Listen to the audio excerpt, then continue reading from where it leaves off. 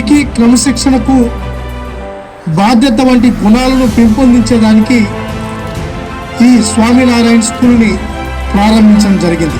నేను నా మిత్రులు పిల్లలు కూడా ఇక్కడ చదువుకుంటాను.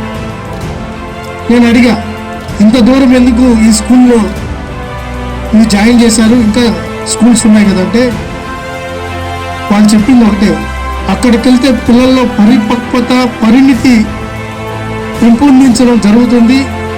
వాళ్ళు రెగ్యులర్ స్కూల్స్కి స్వామినారాయణ స్కూల్స్ పిల్లలకి చాలా వేరియేషన్ ఉంది.